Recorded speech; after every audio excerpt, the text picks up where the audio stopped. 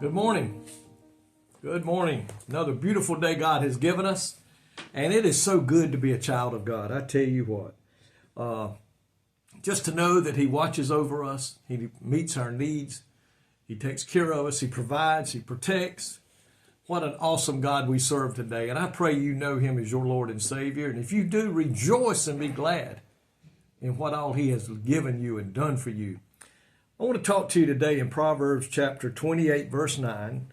And then I'm going to turn over to Psalm 66, verse 18. It says in Proverbs chapter 28, verse 9, He that turneth away his ear from hearing the law, even his prayer shall be an abomination. Folks think today that they can live any way they want to live, disregard for God's word and just live any lifestyle. But when they have a prayer need, that they can go to the Lord in prayer and He's going to answer their prayer. But the Bible clearly states otherwise. God will not answer the prayers of those who have no sincere commitment to obey Him and to serve Him and to honor His word. He states that many times in His word. Folks, we can't just live any way and then expect God to be running to us and whenever we have a need, but yet we ignore Him and everything else. To compromise our commitment to God and His word by participating in sinful pleasures will render our prayers of no effect. Because He says there, even his prayer shall be an abomination to God. And if you turn over to Psalms chapter 66, verse 18, the psalmist wrote, if I regard iniquity, in other words, if I keep sin in my heart, the Lord will not hear me. You can't get any plainer than that right there. If I regard iniquity, if I regard sin in my life, He says, the Lord will not hear me. Think about that today. Those who take pleasure in unrighteousness, those who take pleasure in the sin that is in this world today, it says here, have no hope of an answered prayer when they call on God.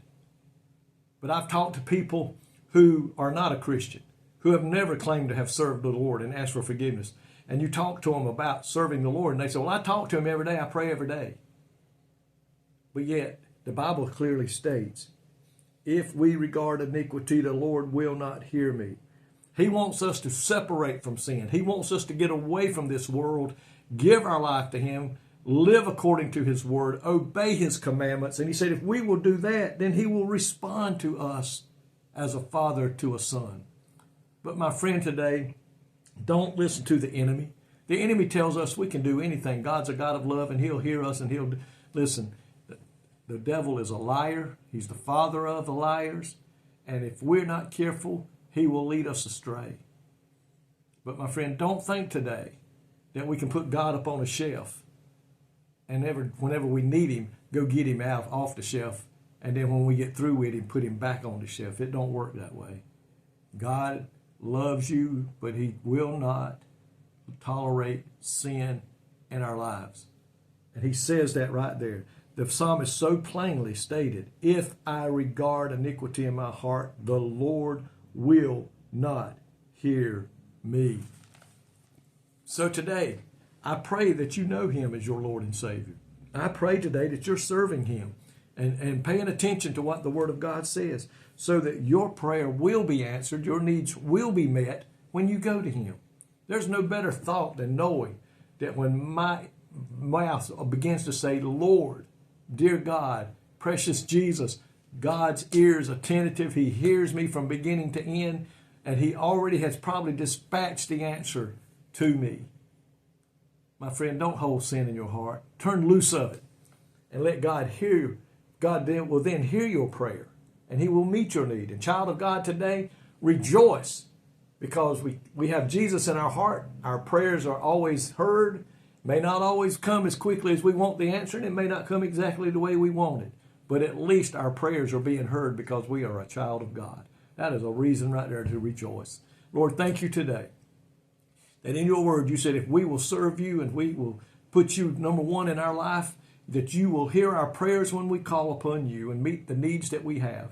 Thank you for that today, Lord. We thank you for that promise. And we worship you and we praise your precious name. God, touch those that are listening today, I pray, in Jesus' name. Amen. May God richly bless you today, is my prayer.